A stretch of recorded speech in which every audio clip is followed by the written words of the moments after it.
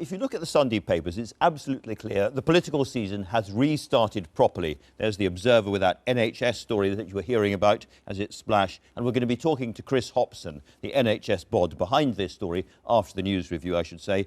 Feel-good factor from the Paralympics and grammar schools there. Grammar schools, the splash in the Sunday Times. But also, very interesting story here, HS2 is in trouble again. Its boss has just quit. It's spiralling out of control, think many people, in terms of funding. So that's another big challenge for Theresa May. The Vaz story on the front page of the Sunday Times as well. And the Vaz story all over the Mail on Sunday. Keith Vaz's wife has given an interview. I forgive the betrayal, she says. And then again, the Sunday Mirror, Vaz offered to fly escorts around the world. Now, there are many, many other stories in the Sunday papers which we will properly cover, or some of them anyway. We're going to start with grammar schools, because this is the story that runs through virtually every single paper. Peter, there is a column by a certain Peter Hitchens on the same subject in the Mail on Sunday, I noticed. Yes, rejoicing over the extraordinary fact that Mrs May has actually copied me. What I really enjoyed most of all was her using my long-tried slogan that we already have school selection in this country, but by house price, something I've been saying for longer than I can remember, which completely demolishes the argument that selection will be reintroduced if you bring grammar schools back. It'll be selection by ability instead. So you think it filtered its way into the Prime Minister's subconscious? Somehow or other. I never thought she'd do it. She used to be rather coy about even admitting she'd been to a grammar school. I see the hand of Mr Nick Timothy, her advisor in this, who is a grammar school boy and very keen on it. And this is going to be a really big event in terms of education. The Sunday Times has got a big splash on the number of grammar. They have, and they actually say that councils are beginning to draw up plans for new grammar schools, which I very much hope they do. And this will be the test of it, whether people can actually open new academically selective schools in large numbers and whether they can be made to succeed in the Britain of today. I think it is very possible, but it's going to be a fight because there are an awful lot of people with very strong interests who are opposed to it. Absolutely, and there is a big division inside the Tory party. Polly Toynbee, you yourself must be pretty dismayed by this, I guess. I am. I mean, Peter is the great guru of Bring Back the 50s, so I'm not surprised you're in seventh heaven over this. But what's really important about the British education system is that the top half does pretty damn well and has done better and better. The problem in the British education system is in the bottom half. And bringing back grammar schools does nothing about the tail end problem, and particularly the bottom 20%. And is this what the Observer story leads you to? Well, very interesting Observer story. The head of the Private Schools Association is saying that it's going to be a huge boost for private schools, because what happens is when you have segregation, those middle-class children who don't get into grammar schools don't want to go to secondary moderns, so there is a big boost in sending them to private schools. There's also a big boost in primary private schools so that people get tuition that is the most to pass the 11th. That is the most extraordinary nonsense, though, of course. The complete remaking of the private schools in this country, many of which were on their way to extinction in the early 60s, was the closing of grammar schools. And it was when they closed. Well, I was privately educated. I remember the great surge of interest into particularly private sector. But in recent years, in Germany, where they have never got rid of academically selective state schools, there are practically no private schools. In recent years, because of the increasing success under both Labour and the Tories, the better results from state schools, comprehensives, proportion of children going to private schools has actually fallen. Better results in devaluing. You were educated in Germany. I don't know if you have and the reason parallel. why the private schools never got anywhere in Germany is because if you went to a private school in Germany, it said your parents were very rich and you were so not with it that you couldn't even hack it in the state sector. So what you've got to do is a different culture. I'm a Birmingham MP where the King Edward Foundation schools remained a complete combination of some fee-paying, some non-fee paying. They've now got 25% of their intake from school meals. They're opening university teaching schools which support the schools in the weak areas. And the real problem, I think, which we need to address, as Jeremy Corbyn says in this article, is that we need to address investing in the children, fixing the classroom crisis and making education at all levels accessible. In the West Midlands, we've got a shortage of 45,000 primary school places. Why pick an ideological argument at this stage, which to me does not address the problems on the ground.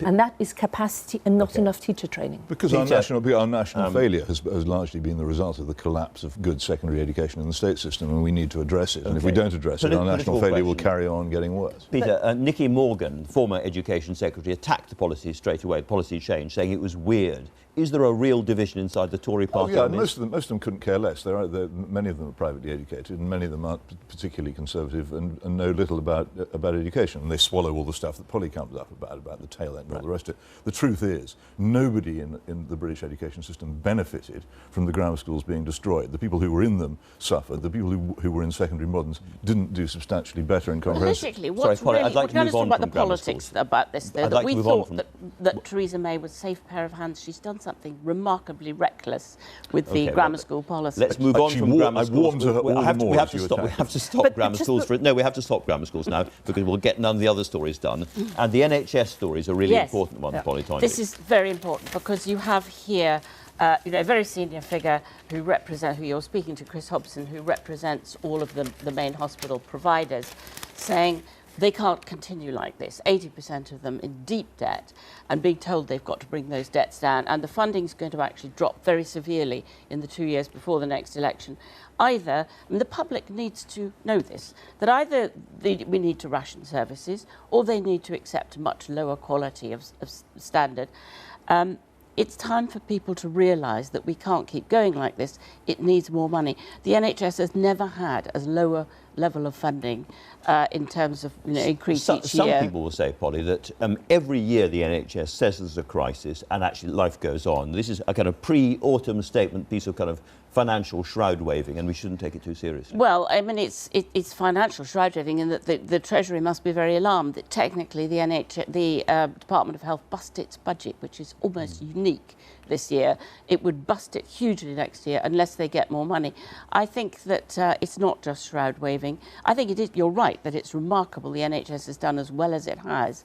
But after all, the funding it's had. Gisela, the NHS is about to get £350 million a week more as we leave the EU. Well, first of all, we have to leave the EU, and I think we're going to come on to the thing that we've got to make leaving the EU happen.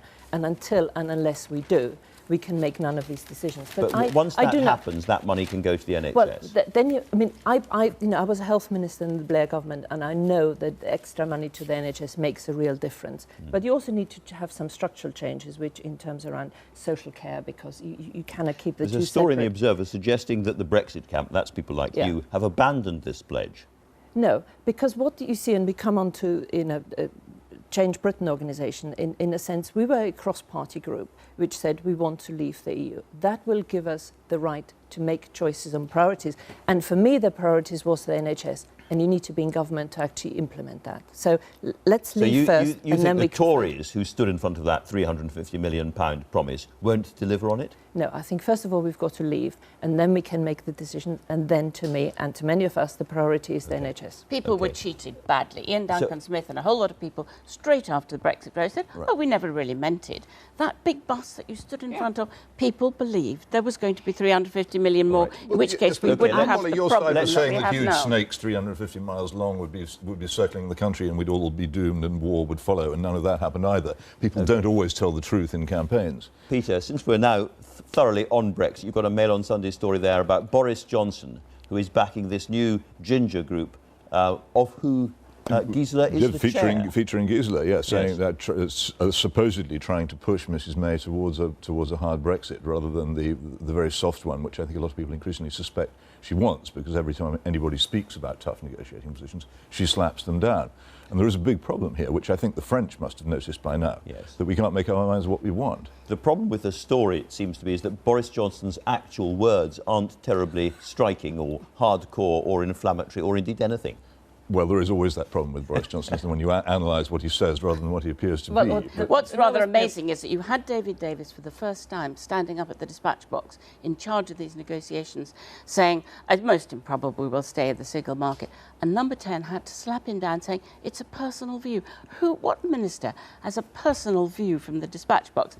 The chaos with, we've got Liam Fox as well, rubbishing rubbishing British businessmen, yet he's meant to be representing them. Well, it's true. And we have, for the first time in our national history, got a policy without a government to implement it. A government which does not believe in its principal policy, and this is going to cause endless acrobatics for Is many, that many why, years to come. Gisela, we now have this morning a new organisation? You can tell us about it and show us its website. We do indeed. It's in the Sun, an article, and it essentially, at essence, is whether you were a Remainer or were you a Leaver. The British people have decided to leave, and we now need to pull together to actually become doers. So because is this kind of hold their feet to the fire? Is that the purpose of the organisation? It is both things, to remind what the referendum was about, but much more importantly, you know, I'm probably one of the few people who have negotiated across Whitehall with the European Union during the Constitution. I know that even when you've politically agreed, it does become technically very complex, and I think we need to bring together on the ideas, make sure that it gets implemented. But above all, the referendum did show some real divisions in this country. It really flagged them up. So And I think for what is this party, the show us country is the- right down the middle. Polly, and for Labour to be able to respond to all of these areas who voted to leave and that their needs are met, I think we need to come together and work in their interest rather than try and refight There is the no referendum. chance of coming together. There is going to be Well- hard Brexiters and soft Brexiters. No, there are come- those of us, the 48%, who want to stay as close as possible to Europe. There is your lot, and Boris's lot, and you may all be different amongst yourselves, who want a hard Brexit. Right. This is not going to be this is resolved. not The about Bad selling. Losers This is Party about is going to representing do the people. everything it can to try and stop this from happening, and may well succeed. Listen to Polly, she may well be, I'm afraid, the voice of the future.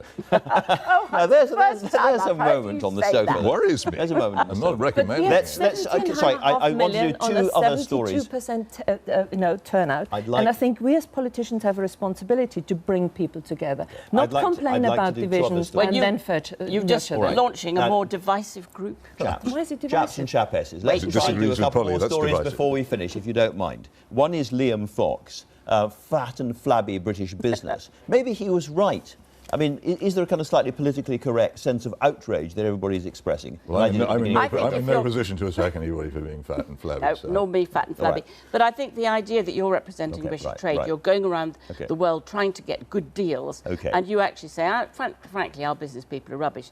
That is not a good start. It's not helpful. OK. Final story, I think, today. Peter, the political correctness story, which is the splash on the Sunday Telegraph and appears in the Sunday Times and elsewhere. It is of the Christmas is threatened, we're told. The Sunday Telegraph seems to me to have two rather better stories underneath this. So the cabinet split over ground as an HS2 link rail chief departs. But it's gone for this bizarre story about how Christmas is threatened. Now, I dislike political correctness as much as the next man and possibly more, but I really do not feel that Christmas is in grave danger just at the moment. All right. Thank you all very much. Especially A in fascinating paper review. We got through the big stories at least.